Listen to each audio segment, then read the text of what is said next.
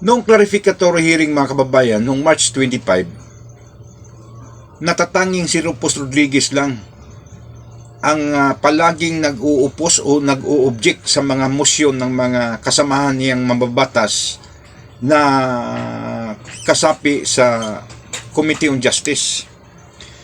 So, ano-ano ba yung mga motions na inobject or inopos nito ni Congressman Rufus Rodriguez mga kababayan? So una, itong motion ni Congressman Joel Chua hinggil dito sa pagsupina nitong Office of the Ombudsman, kung saan gusto ni Congressman Joel Chua pabuksan ang Statement of Assets, Liabilities and Net Worths from 2007 to 2025.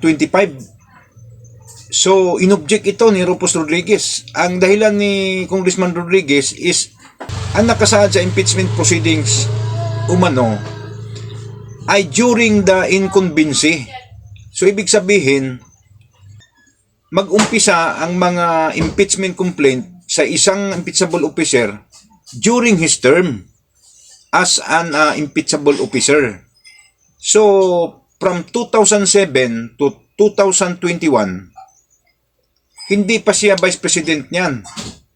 So doon inopos ni Rufus Rodriguez, nauwi ito sa butuhan mga kababayan. So nakuha is 34 years, nag-iisang upos si Rufus Rodriguez. Approve ang motion ni Congressman Chua na ipasupina ang Office of the Ombudsman. Pangalawa mga kababayan, yung motion ni Congressman Leila de Lima at ni Congressman Chick Jokno mga kababayan. Itong kay Ramil Madriaga, dito mga kababayan, talaga namang nag-alboruto talaga ito si Rufus Rodriguez. Ipapasupina si Ramil Madriaga dahil sa may affidavit umano ito patungkol sa pag-amin nito na isa siyang bagman dati ni Vice President Sara mga kababayan. At pangalawa, itong bibigyan ng protective custody itong si Ramil Madriaga dahil umano si Chiljokno ang nag-motion nito dahil umano sa banta ng seguridad nito sa loob ng Camp Bagong Diwa. So dito, nag-object na naman ito si Congressman Rufus Rodriguez. Ang sabi pa ni Congressman Rufus Rodriguez ay Ramil Madriaga is a polluted source. Nagbigay pa siya ng halimbawa na isang hanay ng kapulisan mga kababayan na napatay nitong grupo ni Ramil Madriaga, yung Madriaga Kidnap for Ransom Group. Ayaw niya, inobject niya na bigyan ng pagkakataon na umapila sa korte mga kababayan. At aniyay isang polluted source, konbiktado sa kidnap for ransom, nakapiit, dating nasintensyahan ng kamatayan, ay bibigyan pa ng halaga, bibigyan pa ng protective custody. So dito siya nag-alboruto mga kababayan. So nauwi na naman sa butuhan. 30 years, siya lang mag-isa pa rin ang umayaw. So approve pa rin ang subpina ni Ramil Madriaga at ang kanyang protective custody mga kababayan. Pangatlo mga kababayan, itong kay Representative Tinio ay itong ipasubpina si Attorney Michael Pua.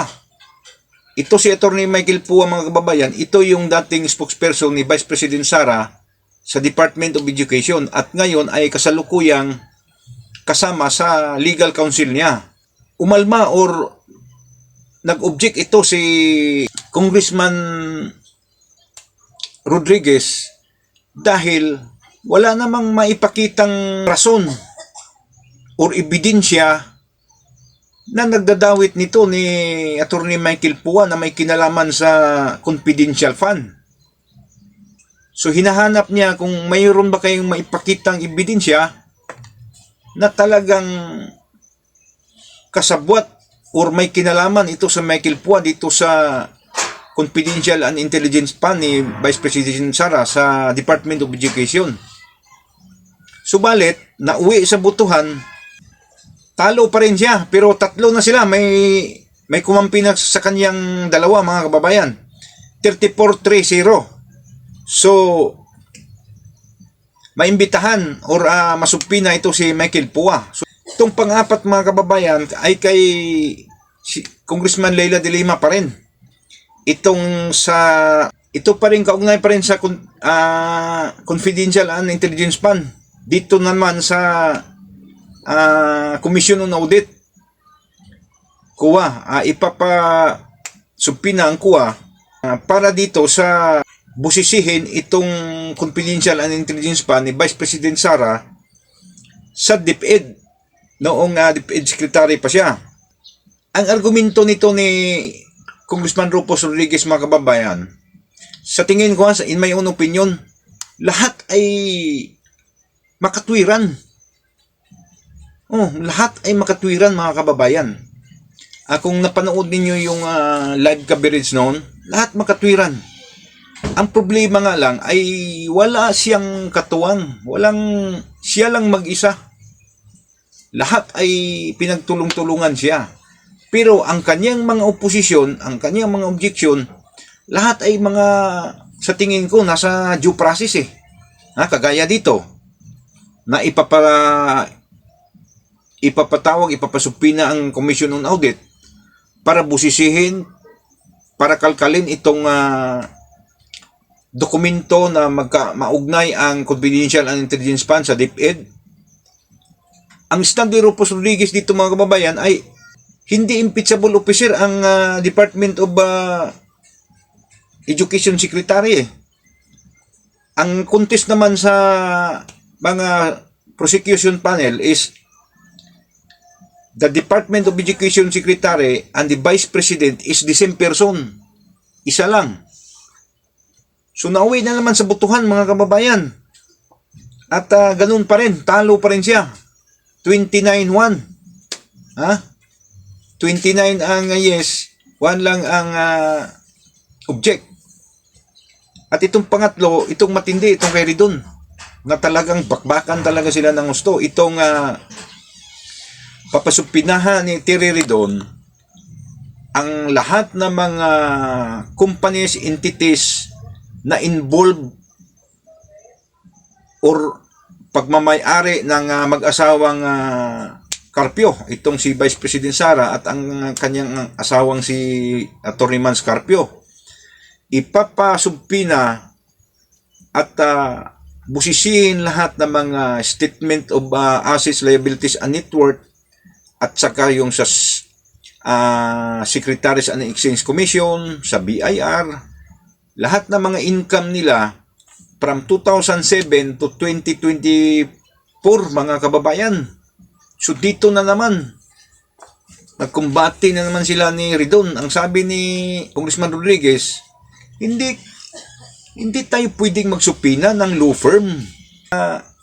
Mayroon siyang binahagi na the privileged communication between the lawyer and the client. So, hindi pwede mong supinahin ang law firm na acting as a legal counsel of the Vice President. Yun ang panglimang motion na nauwi na naman sa butuhan, mga kababayan. 34-2. Mayroon siyang katuwang nito isa. 34-2 at saka 0 abstain. So, dito ko nakikita, mga kababayan, na si Rufus Rodriguez ay talagang due process talaga ang tinitingnan niya. Kasi mayroon din namang mga motion na hindi niya ino-object, na yung sa tingin niya, klaro na mayroong sapat na dahilan na kasama sa impeachment complaint ni Vice President Sara. Mayroon din naman siya mga motion na hindi niya ino-object. Pero itong 5, mga kababayan, ito yung mga solid talaga ang mga dahilan niya. Makapagsabi ako na ito si Rufus Rodriguez ay di talaga ito na politika, hindi ito na personal. Talagang tinitingnan talaga niya yung batayan, yung probable cause sa kasong isinampa laban kay Vice President Sara. Hindi rin ako magpagsabi na dahil isang Mindanaoan ito, kakampihan niya si Vice President Sara. No, parang sa tingin ko talaga, kung sa tingin niya tama, doon siya. Kung sa tingin niya mali, uobject siya.